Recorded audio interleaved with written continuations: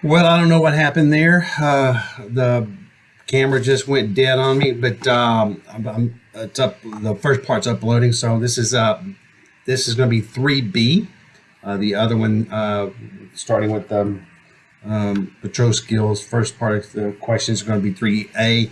This video here is going to be 3B. So I'm going to pick up where I left off.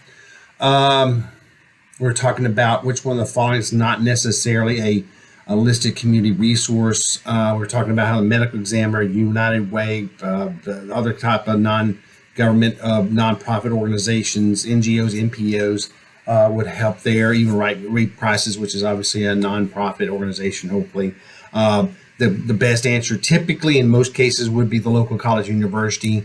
You wouldn't reach out for them as a resource. However, there are exceptions, and TJC is one of those. We actually are a fully accredited relief center when there are hurricanes in the Gulf or storms coming to the Gulf.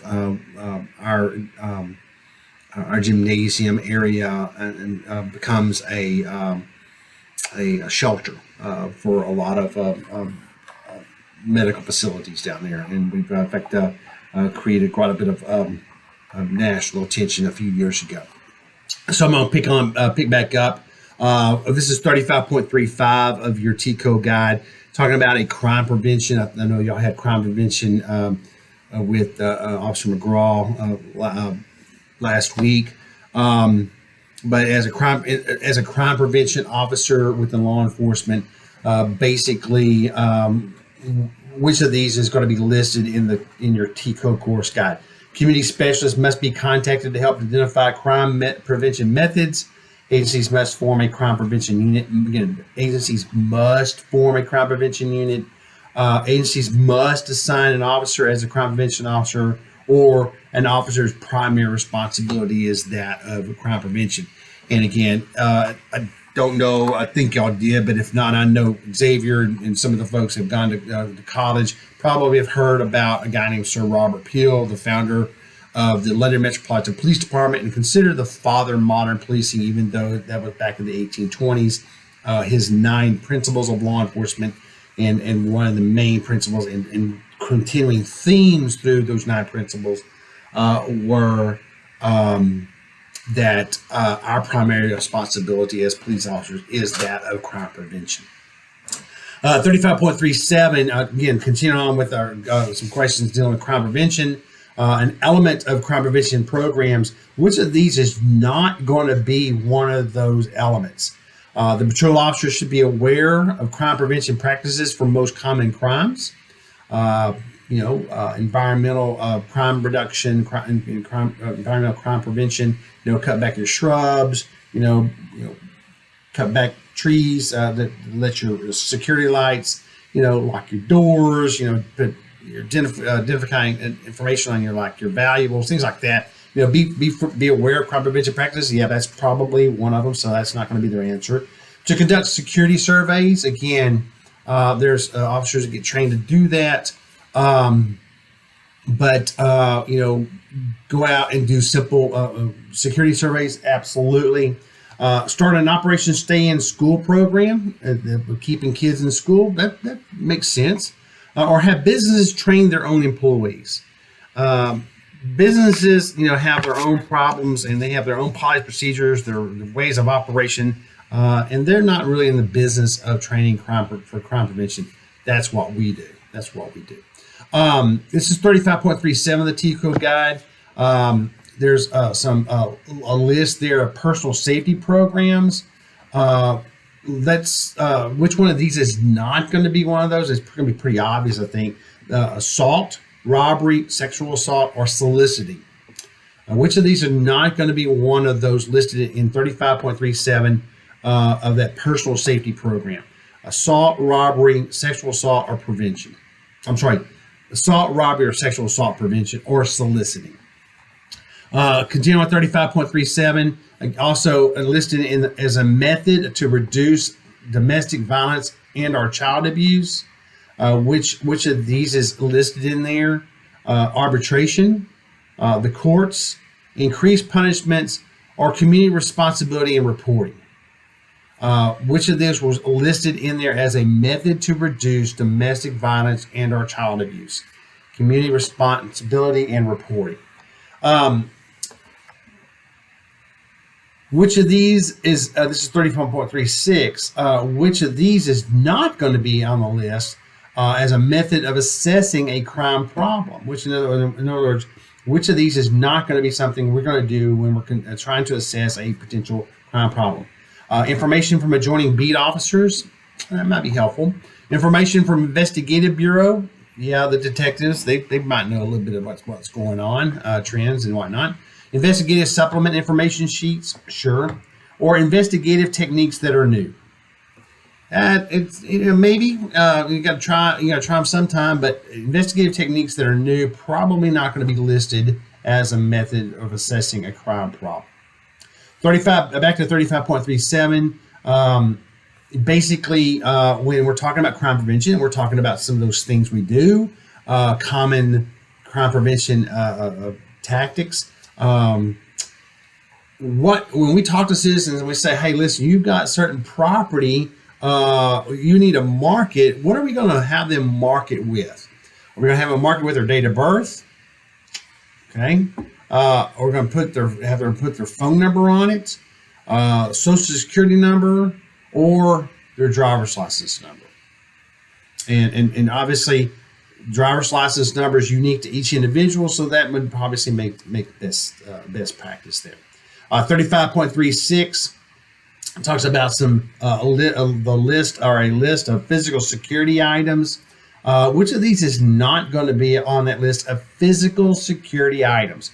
Locks, alarms, lights, or owner contact information. Again, physical security items: locks, alarms, lights, or owner contact information. Obviously, owner contact information is not going to be a physical security item. 35.37 again, talking about certain things about security surveys. Which of these is or are true about security surveys? Fill out the form and report. We're going to do that. Yeah, we want to fill out the form and report.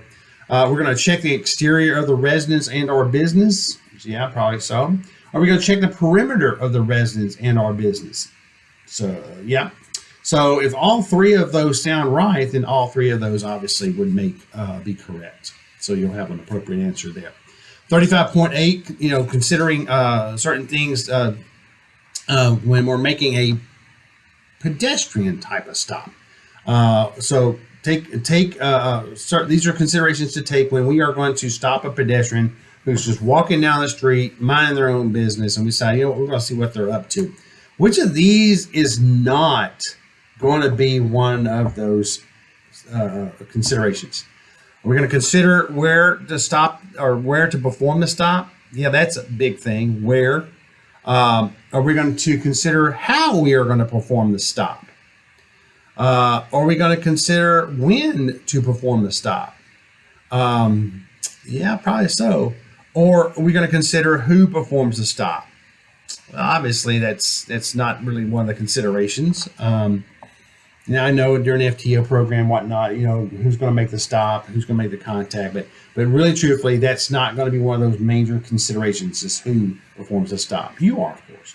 35.9, some techniques while interviewing persons during field operations by one officer with one person. It's one-on-one, you and one citizen.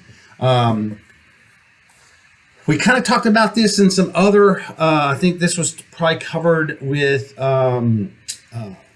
Detective Caldwell and the guys out there at the armory and maybe in the classroom a little bit, but some techniques to use while interviewing persons. Again, you're one man, one citizen. Which of these is going to be the best answer to this kind of question?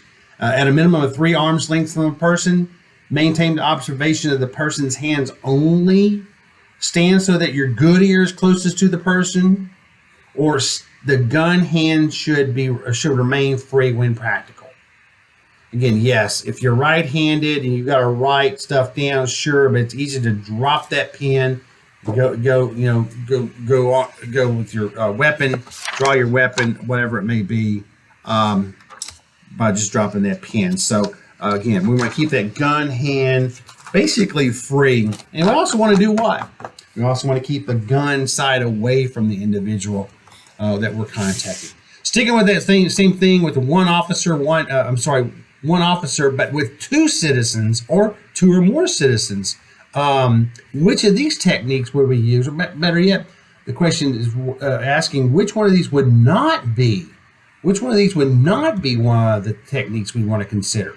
We're going to move as necessary to prevent persons from closing in or surrounding you. Watching y'all yesterday, some of y'all did a good job. I'll tell you, Officer Freeman can definitely play a psychotic, suicidal individual if y'all didn't figure that out pretty quick. Again,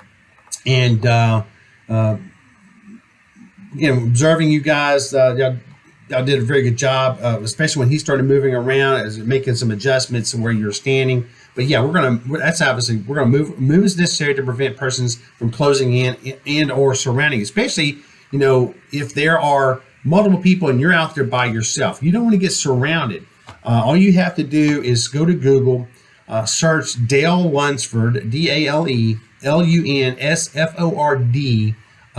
constable shooting, and you'll find a video from back in the early 90s when a constable down in Nacogdoches County, probably one of the first, if not the first, recorded murders of a police officer by his own car camera.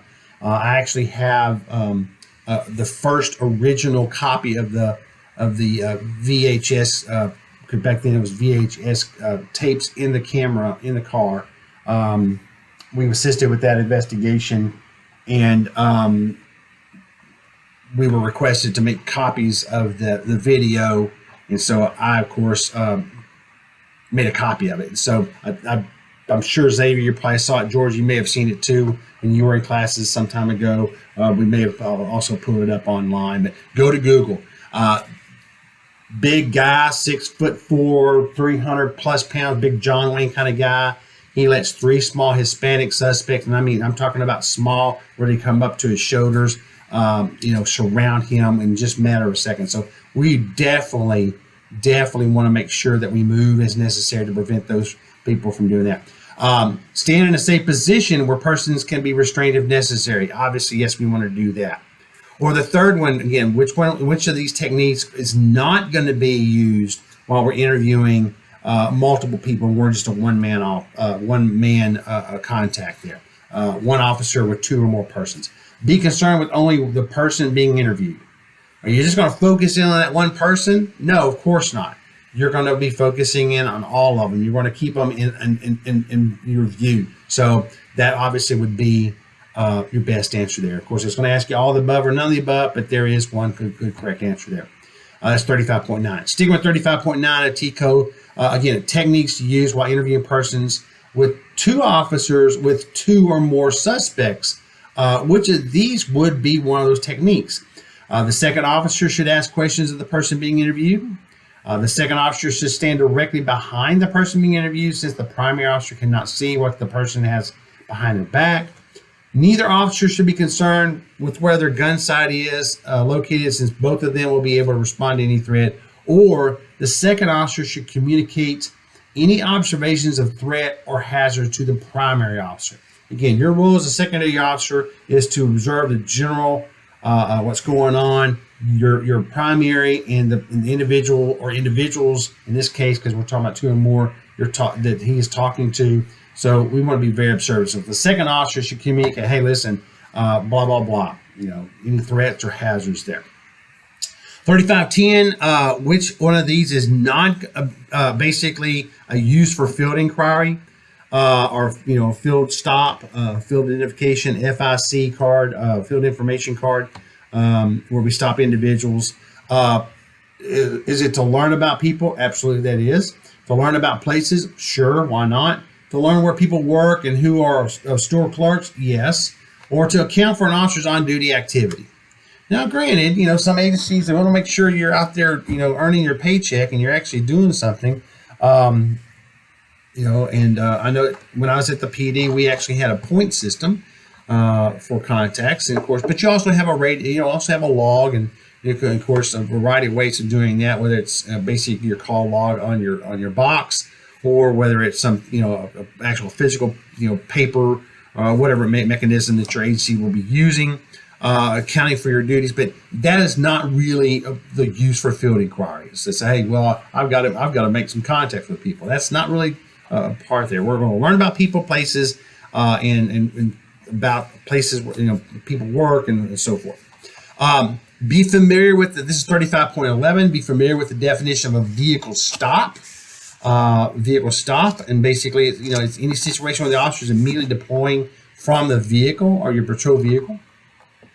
35.12 of the T Code Guide talks about 3 phases of a traffic stop.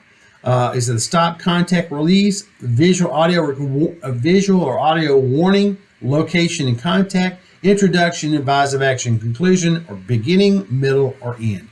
Simple as that is, and simple as that sounds, beginning, middle, or end. Which of these is not one of the 3 general categories for vehicle stops? This is 35.13. Low risk, medium risk, high risk, unknown risk. Low, medium, high, or unknown risk. Which of these is not one of those? 3 general categories according to 35.13 of vehicle stops. Low risk, high risk, unknown risk, medium risk. 35.14, your T Code Guide. Which of these is basically one of the basic positions of a patrol unit during a traffic stop, and you probably were taught the last week or two several different positions. I mean, I saw one yesterday on the loop as I was coming back from the UT Health Center that I hadn't seen in a while, but it was effective based on the location. But which of these is going to be one of the basic positions? Again, one of the basic positions.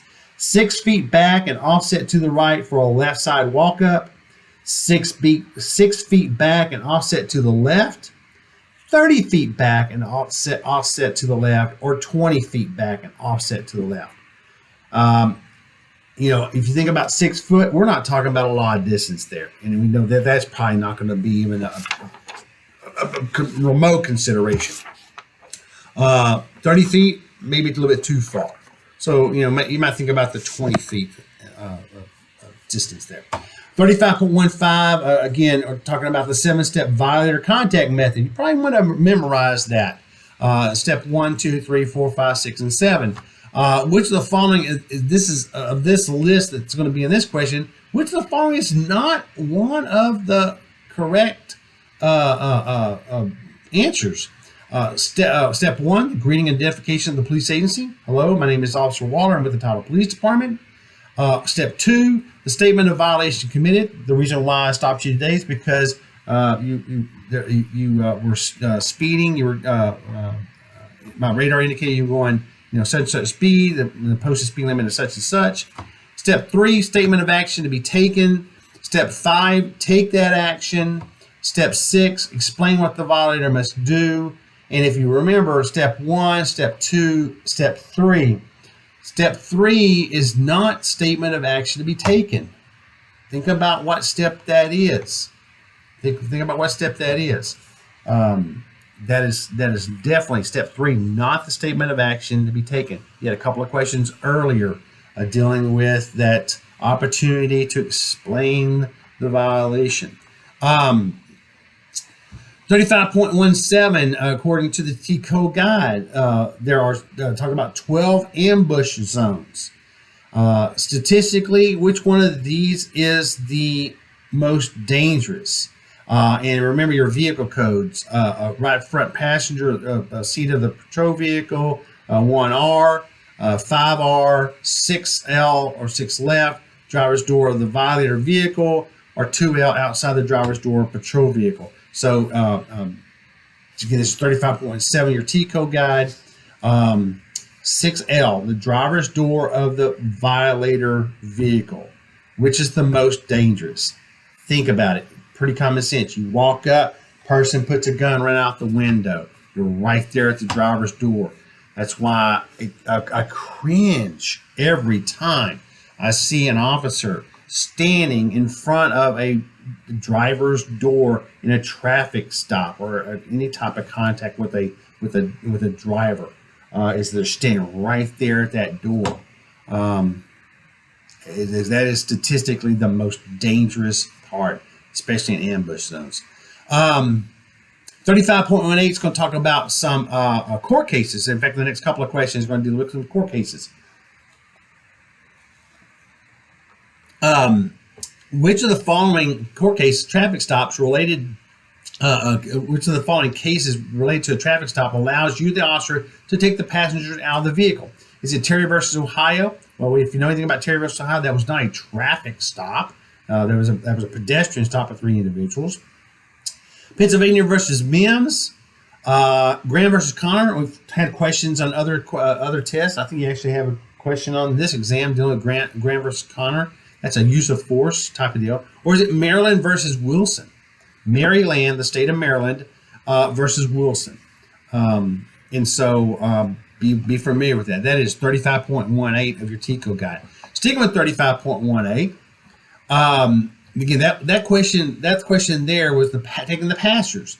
Which of these cases, and you're going to have the same list of cases there, allows you to take the driver out of the vehicle? And so these are things that you kind of want to commit to memory. Again, Terry versus Ohio, we know it doesn't involve a vehicle. Graham versus Connor, we know that's basically a use of force case. So we've already had the passenger out of the vehicle with Maryland versus Wilson. So your third choice, Pennsylvania versus Mims, probably would be the logical choice there.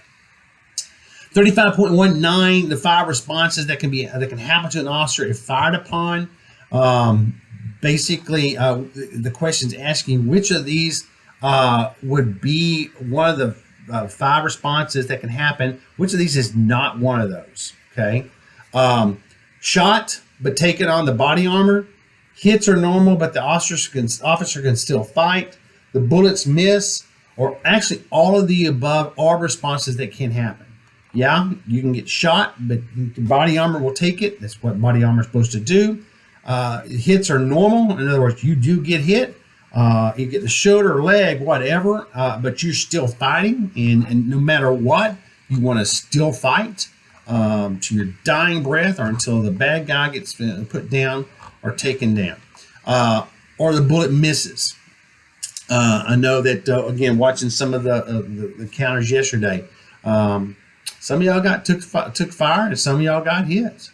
I know Wooler took a bullet to the basically what would have been to his forehead, and he would have been DRT right there, dead right there on the side of his patrol car from the traffic stop. So yeah, all of those are possible. So kind of a trick question there. So again, be careful with those. 35.19, 35.20, TCO course guide. Asking you which of these is not listed in the TCO course guide as a procedure for safe responses to crimes in progress. Crimes in progress. Watching for fleeing suspects. Yes, we want to be obviously observant of that. Communicating and cooperating with other officers. Yes, we want to be constantly contacting and communicating and working with our fellow officers. Waiting for backup, yeah, that's going to be a procedure. We definitely want to wait for backup if we can. Notifying a supervisor of overtime call, that's so far removed. That should never ever be a question that we consider that. 35.21, securing a point of entry, securing other exits. Basically securing point of entry, securing other exits. At least 2 officers should enter the building. Are parts of what? The securing of the point of entry, a securing of other exits, and at least 2 officers going into a building are all parts of what? Responding to all calls for service, procedures for safe evidence collection, responding to auto burglaries, or procedures for safe building searches. That should be pretty self-explanatory there. Just got a few more questions on patrol, then we'll switch into radio communications, which I believe you're going to be doing today when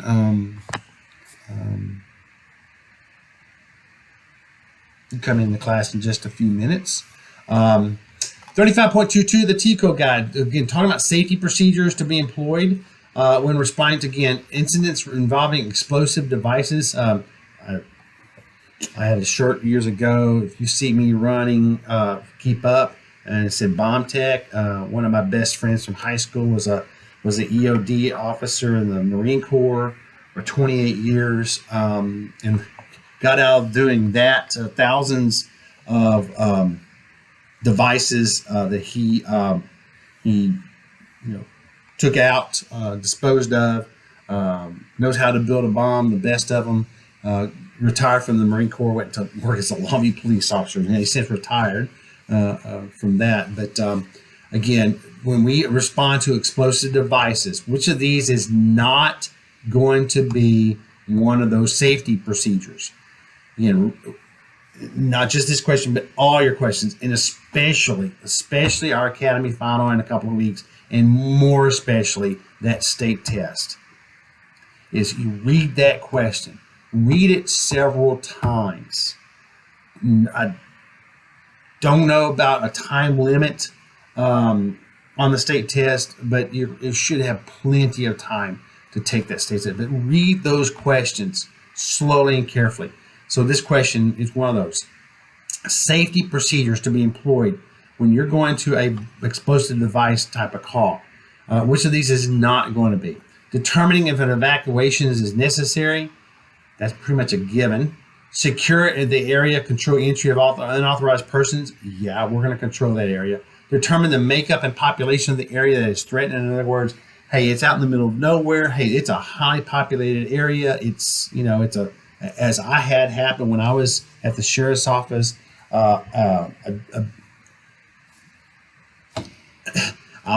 tell you the story sometime if you're interested. But we had a bomb actually physically brought into the jail downtown. And I was the ranking officer on duty in town that day because everybody was out at a conference out of town. Actually, I was out of town. Or the last possible answer to this question is determine who is the ranking firefighter. We don't care who the ranking hose dragger is. We don't. That's not part of those safety procedures. Okay. 35.24, when we're responding to, again, a homicide in progress situation, any type of shots fired type. I did not write this question, but any type of high dangerous type of progress call. When responding to these type of calls, an immediate action plan tactic is to deploy two teams referred to as what? Is it the action team and the reaction team? Is it the entry team and the perimeter team? Is it the enforcement team and the reinforcement team? Or is it the contact team and the rescue team? This is 35.24 of the T code guide, when we're responding to one of those major crimes in progress, homicide in progress situation. An immediate action plan tactic is to deploy two teams referred to as what? Contact team and rescue team. 35.25 of the T code, the proper team formation of the diamond formation or the linear T formation includes what?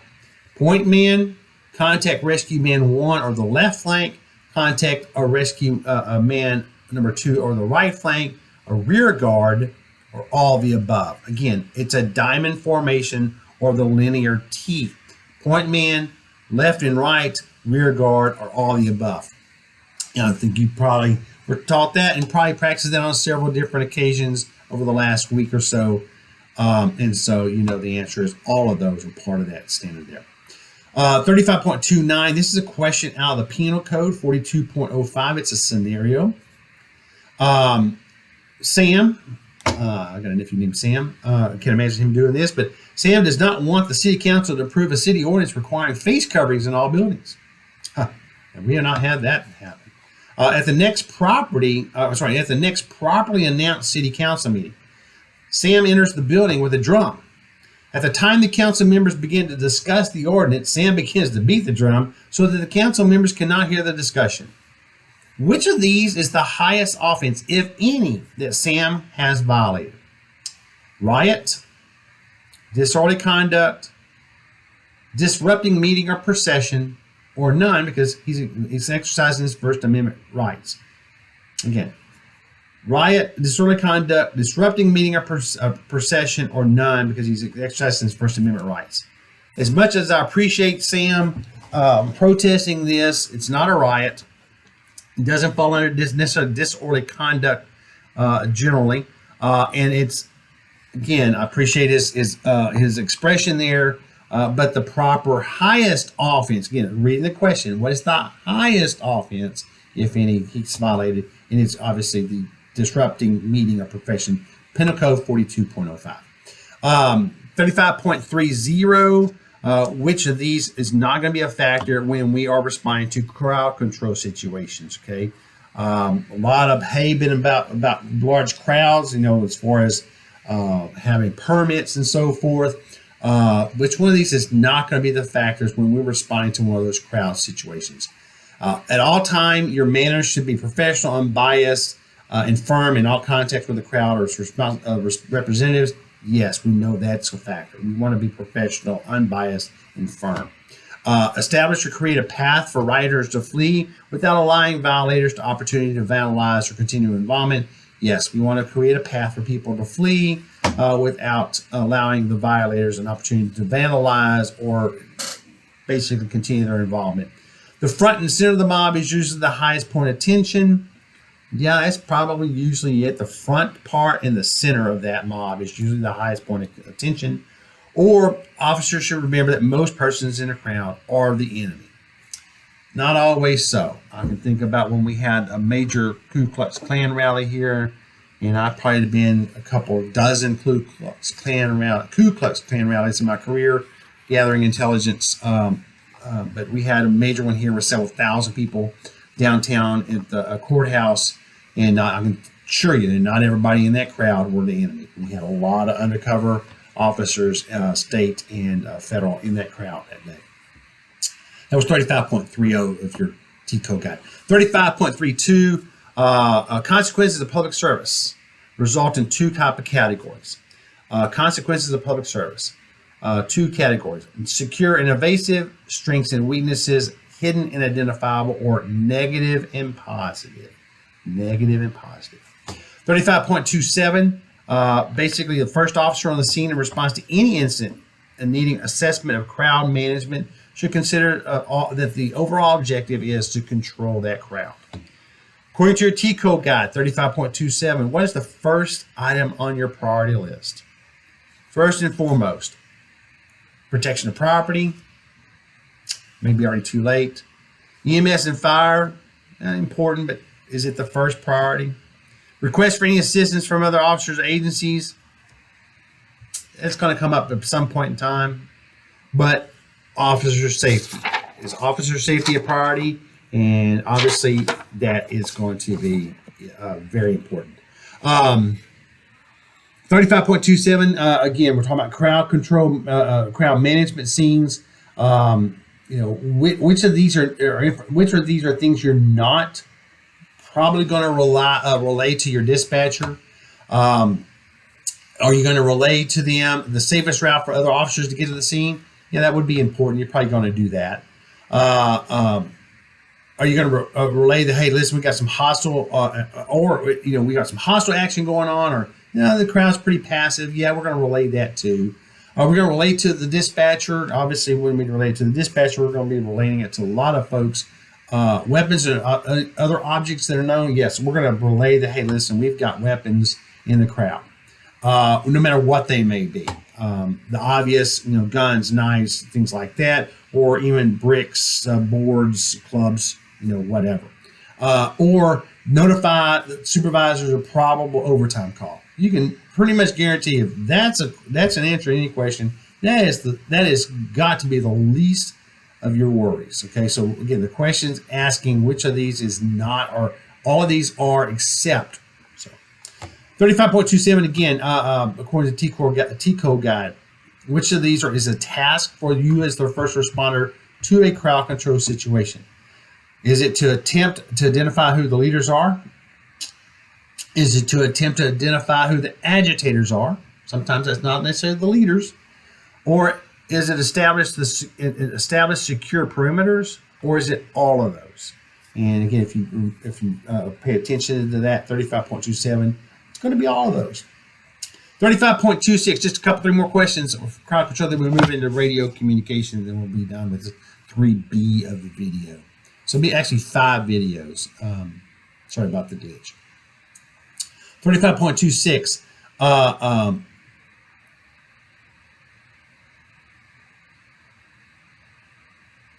There's a spelling issue with one of these questions. Used generally to include a wide range of First Amendment activities with require or which may require police, traffic control, crowd management, crowd control, crowd dispersal, or enforcement actions in a crowd situation. This question is a badly worded question. Remember 126. That's 35.26. Used generally to, and that's the word's misspelled there, to include a wide range of First Amendment activities with require or which may require police, traffic control, crowd management, crowd control, crowd dispersal, or enforcement actions in a crowd situation. The answer there, your answer choices are crowd management, crowd control, riot, or demonstration. Demonstration is going to be your answer there. That's 126, by the way. 127. I'm sorry. 35.26 of your T code guide. Some techniques used to manage lawful public assemblies before, during, and after the event, for the purposes of maintaining the lawful status. Crowd management techniques. Remember that techniques used to manage lawful public assemblies before, during, and after the event for purpose of maintaining the lawful status is known as crowd management. And then the last question for patrol skills is dealing with 35.26, techniques used to address unlawful public assemblies, including a display of formidable numbers of police officers, crowd containment, dispersal tactics, and arrest procedures, is known as crowd control. So there's several definitions: demonstration, crowd management, and crowd control. These are all 35.26 of your T code guide that you want to be familiar with. Those are those are going to be your patrol tactics. Now, the last few questions are going to deal with radio communication. The Texas Disaster, this is 36.2. The Texas Disaster Act in 1975 established the Division of Emergency Management, DEM, in the Office of Governor and placed it under the director of what state agency? Is it the Department of Health, the Department of Transportation? Is it under TCO? Or this is actually the old version of what TCO used to be known as, is the Texas Commission on Law Enforcement Officer Standards in Education, or TCLOS as it used to be known in 75, or is it the Department of Public Safety? You kind of can figure that the health, transportation, and TCO are not going to be the right answer because we're talking about emergency management. 36.2, that's also 36.2. 36.2 your TCO guide. All requests for assistance from the Division of Emergency Management, DEM, must be channeled through proper civil authority to the governor via who or whom, I guess. And again, any request for assistance is going to be channeled through who's in charge. We just addressed that. It's going to be Texas DPS. Not saying that they're always going to be the best choice, but go from there. There's an acronym that you probably will be taught actually probably later on today. In fact, in just a few minutes. PSAP. PSAP stands for what?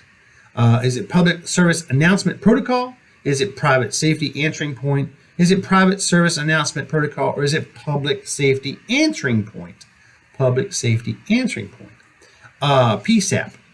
36.1. 36.3, according to your TCO guide, which of the following is listed as a general guideline in the use of the radio?